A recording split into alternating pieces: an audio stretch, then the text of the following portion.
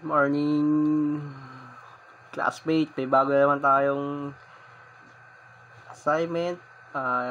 Switch LCD. Check muna natin yung board kung okay.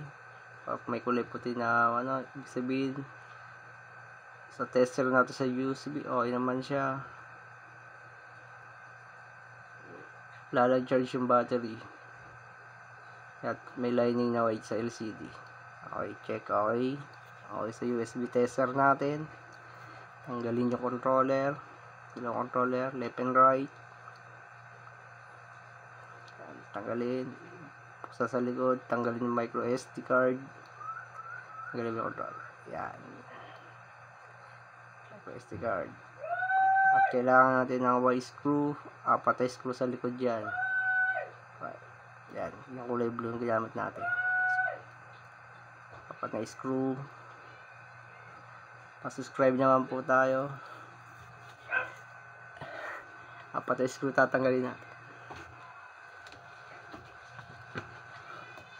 Okay, 4 screw. 4 screw sa 4 yan. 3 pa lang. Kaya pang-4. And then sa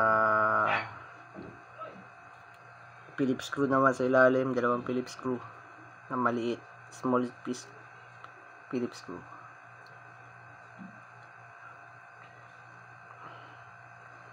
Dalawa yan.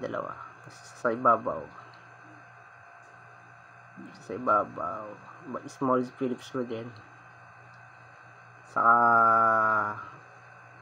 Phillips screw sa kabilang side.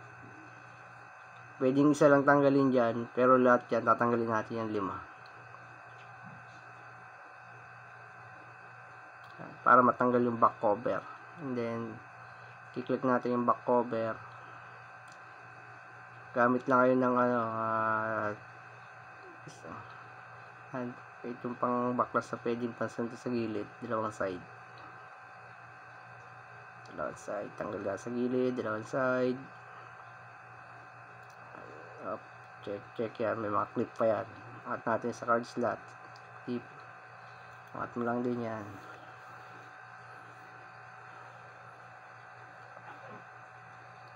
Sa micro SD card, may tornilyo pang isa yan. Tanggalin lang natin. Isang maliit na screw.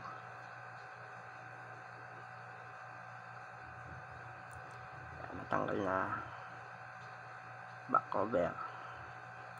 Lahat ng tornilyo nakikita nyo dyan, tatanggalin natin sa likod ng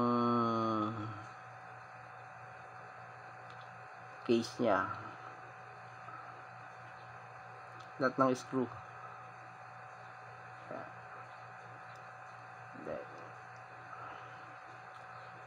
Unplug natin yung battery at mag-try natin sa isang buong may battery may laman para ma-double check natin na masigurado LCD papalitan natin.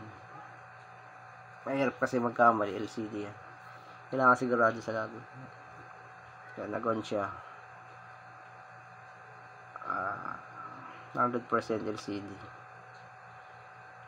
Nagtatouch naman siya. Baklasin lahat nung nakakabit sa board. Yung heatsink nya, at ang nakalagay dyan, tatanggalin natin yan. At yan, lahat ng tornilyo, lahat ng nakabaklas dyan sa LCD, battery, pan, mga button, secure lang natin board. Saka yung sa slider nya, yung 4 na tornilyo sa gilid, tanggalin na rin yan. Isasalang natin sa pang-read natin sa LCD.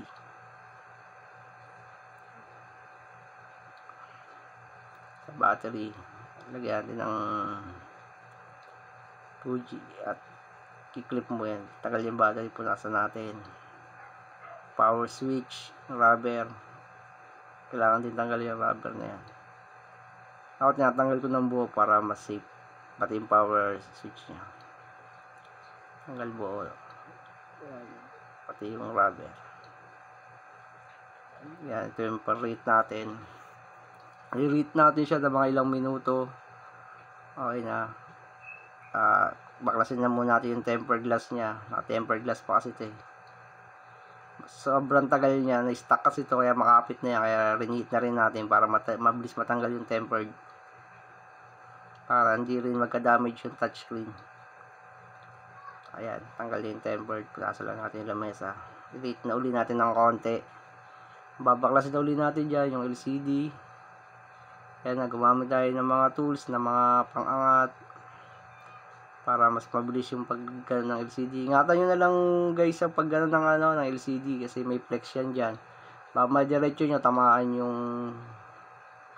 yung touchscreen. Magkaibang flex ng touchscreen sa LCD. Iangat lang natin yan. LCD, kukunin na natin LCD. Gamit lang ng mga tools na pwedeng pambaklas. So ito yung pampalit na nating LCD. Kabit na rin yan. Ito yung touchscreen guys. Ingatan nyo na lang yung flex. Yung magkakabit nito sa yung may idea na rin, may kaalaman sa electronics. Medyo komplikado kasi ito. Babaklas lahat siya. Galing yung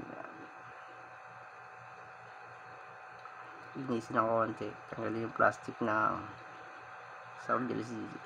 Sa clip yung LCD. Touchscreen. Linis. Tanggalin yung mga titirang at tagal. Ipantay nyo guys para pantay na pantay. May balik sa dati yung original na pagkabit. Kaya na po. Kaya assemble na natin yan. Balik lahat ng tinanggal natin. Yung board. Lahat ng binaklas natin sa LCD. Sa board, ibabalik natin lahat yan. Screw. And guys, lahat lang yan. Lahat ng screw. Tandaan nyo lang kung saan nyo siya tinanggal. Madali lang yung mga flex. Paingatan na lang yung mga flex. Di baling matagal.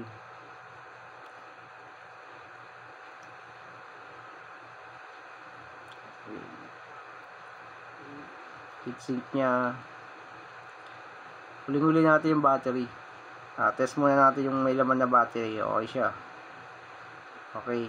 Ngayon, tanggalin natin yung battery. Balik natin yung battery niya. Kasi lobat yung battery niya. Kailangan i-charge siya. Gumamit muna ako ng extra battery para makakita kung okay yung LCD yung kinabit ko. Power button, saka volume button. Yung rubber button niya. Pati yung flex. Ayan. Flex, slider. Ito yung original yung battery niya mismo. Hindi po missing yung LCD. Nag-charge naman na siya, medyo matagal lang. Kabit ko na rin yung cover. At na-testing ko naman na yan. Lahat ng tornilyo, pakibalik na lang din lahat. Sa SD card, cover. Mga tornilyo. At lahat yan, ibalik pati SD card.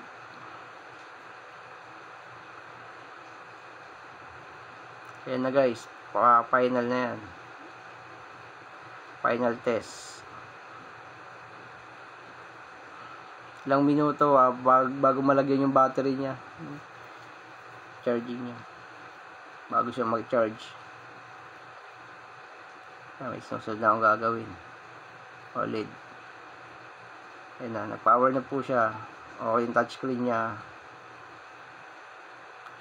Okay, check sa touchscreen kung okay yung touchscreen. Okay yung touchscreen, working lahat. Joy-Con. Okay, thank you. Good day.